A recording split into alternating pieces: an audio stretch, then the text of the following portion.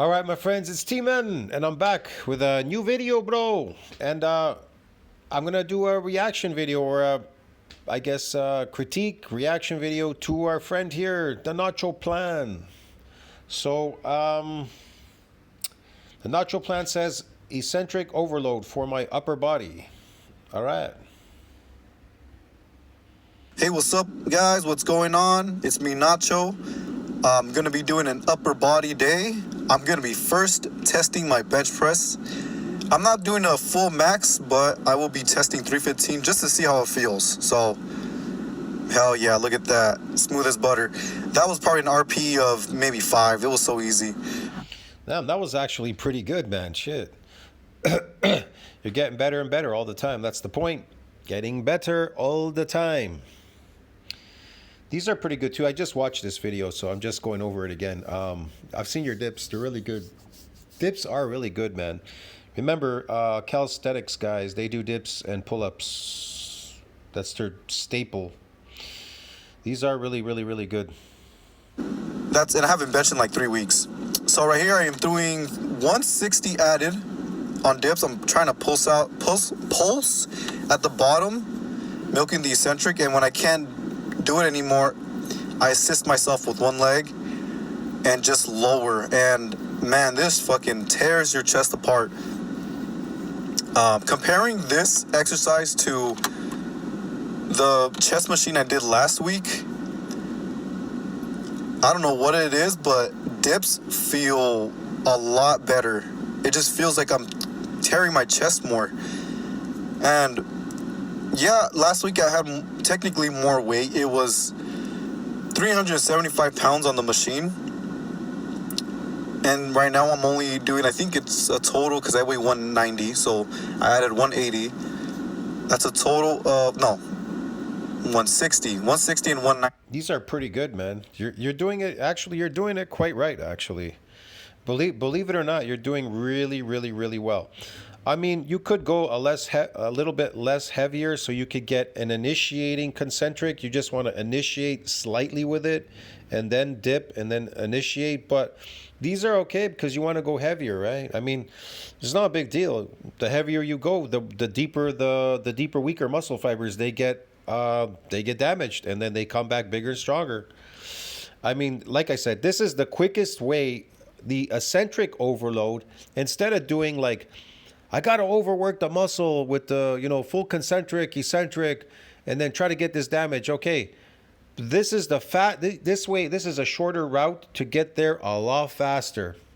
Like, I mean, you get there really fast doing eccentric overloads. So you're doing it right. I mean, and here's the thing, you're never going to get injured. Like steroid people, they exceed that weight that they're supposed to lift. That's why they get injured, because I mean, your body would never allow you to go over a certain weight, and this is always controlled. The eccentric is always controlled. So you're not gonna get injured doing these. Trust me. 90. That's a total of 350. And it just feels a lot heavier because I have gravity. Yep. The dips have gravity on its side too. Yep. The gravity pulling the weight down and the heavy weight at the same time, and you're controlling it on the way down. So you have to control that weight. You can't just like drop it. You know what I mean? You're controlling it. That's the whole point.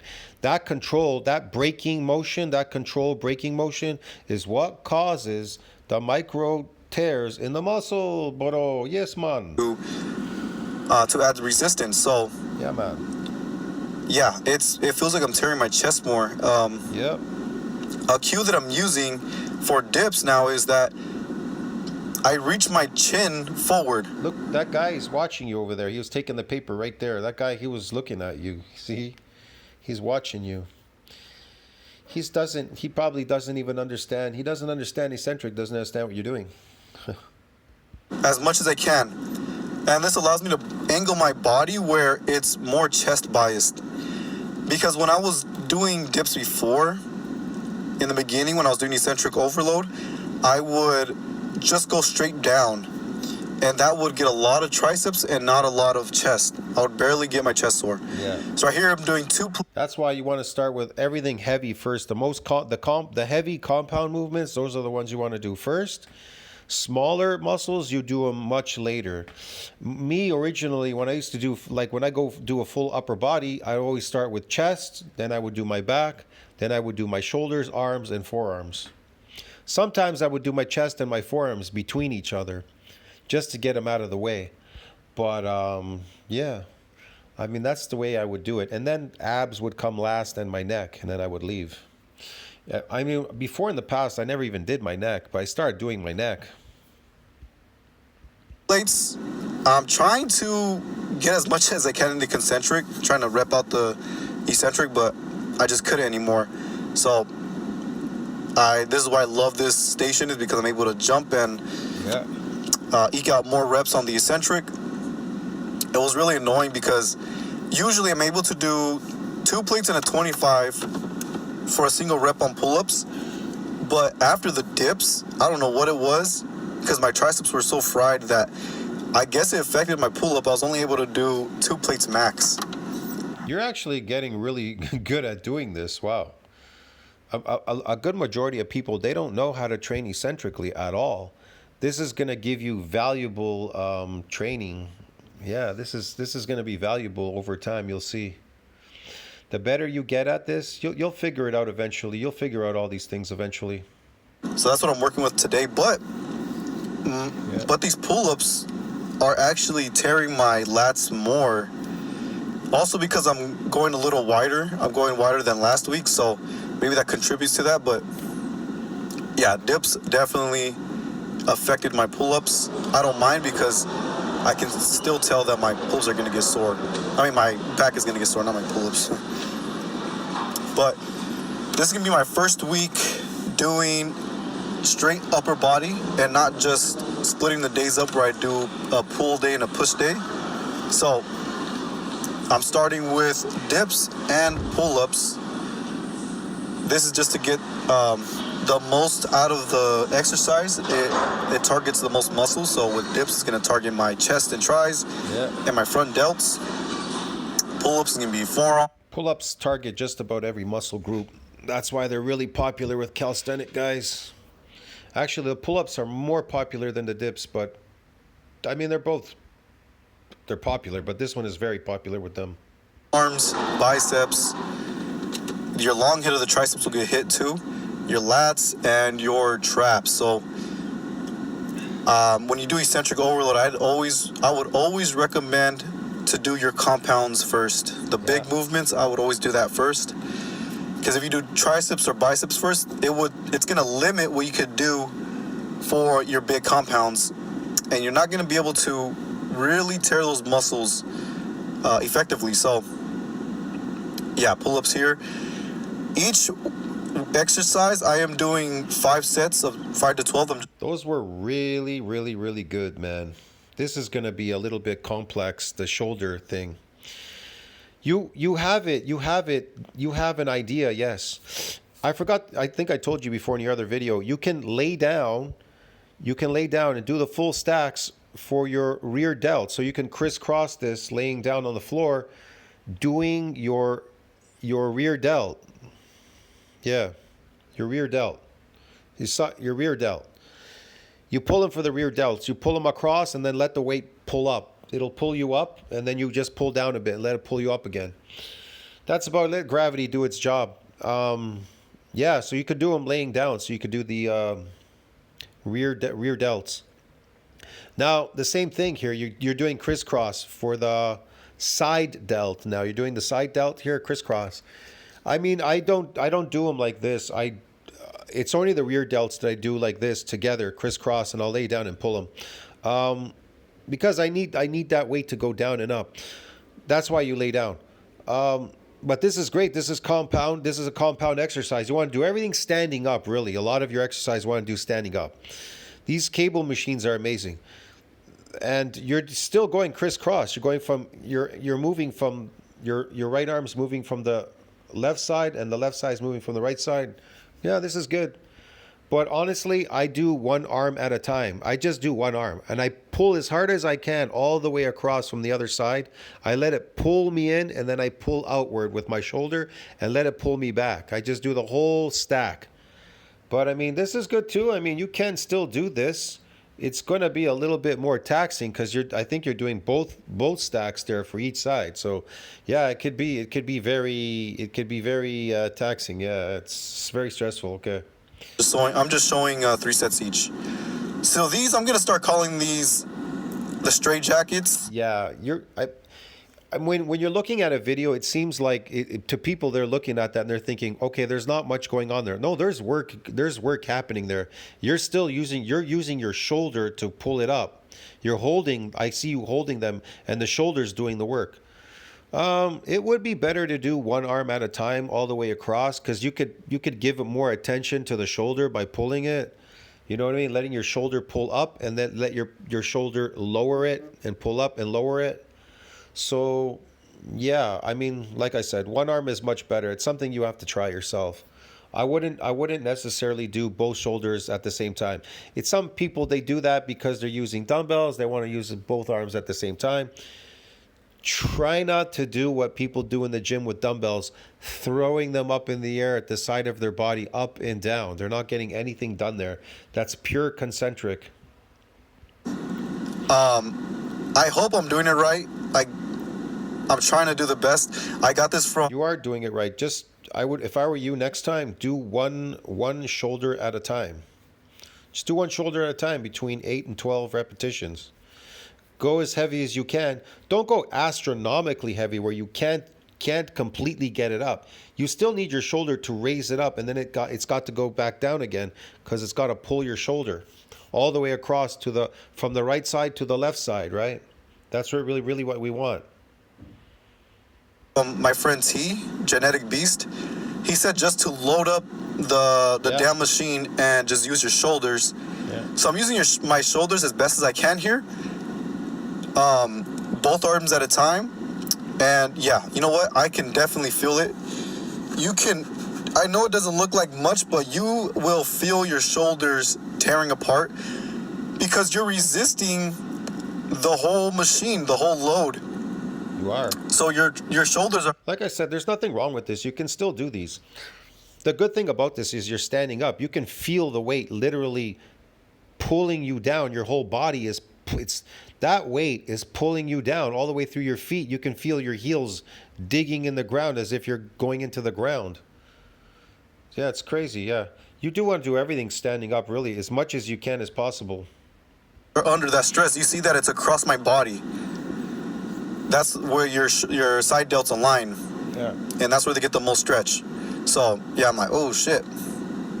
So, yeah, I'm going to start calling this. You can do these for your front delt, too.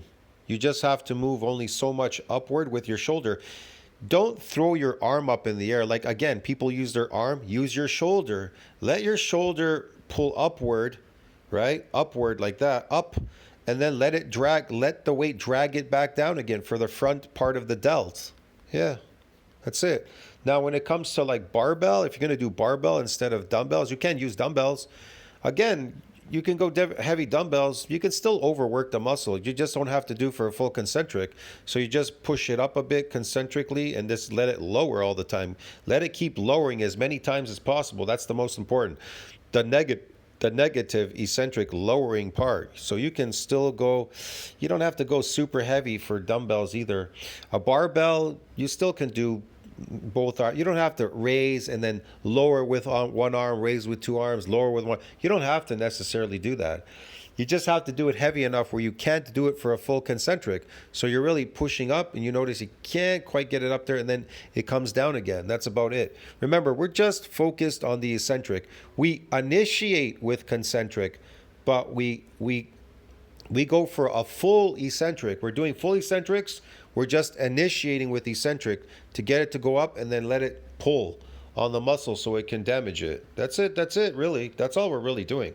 So these are really good what you're doing here. You don't need that. See, you don't need that. People don't realize they do not need that full range of motion concentrically. Like I said, you still in eccentric overload, we always initiate with concentric. That's why we still get concentric, but we get more eccentric because that's really that's our goal.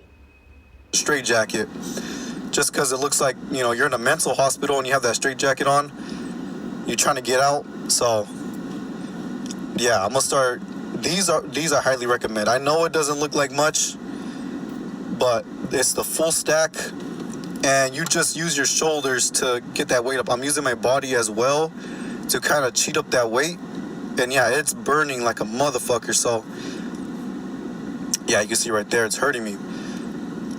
Yeah, like I said, 5 sets each muscle group, 5 sets of 8 to 12 reps each. I'm only showing 3 sets in my video because I don't want the video to be too long. You guys will see in a little bit for my biceps. I think you'll get more out of it if you just do one shoulder at a time, because you can really concentrate on that shoulder.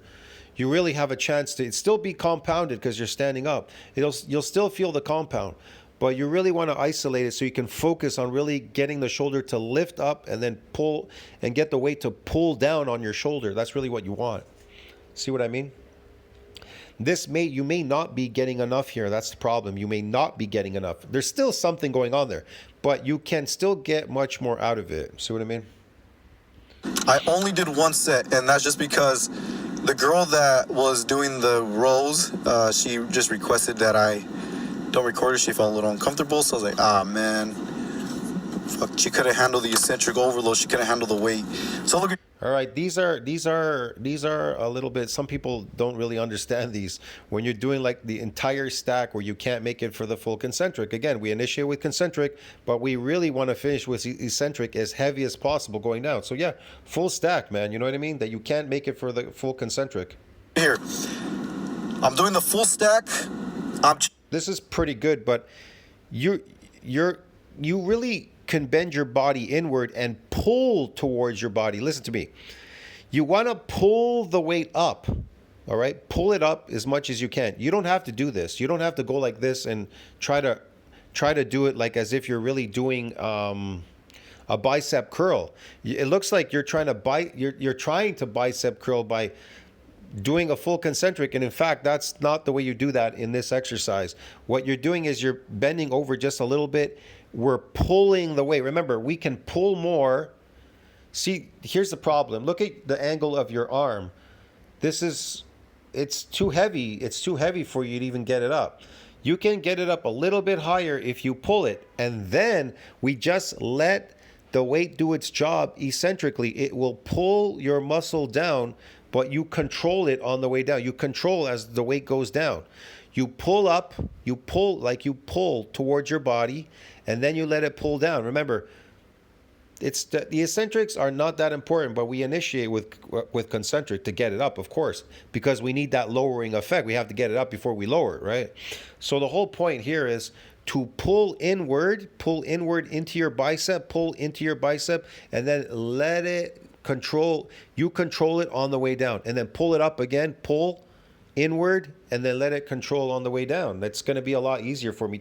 Trust me, it's going to be a lot easier for you doing that. And you can even go even heavier. You probably could put a 45-pound plate on there. See what I mean?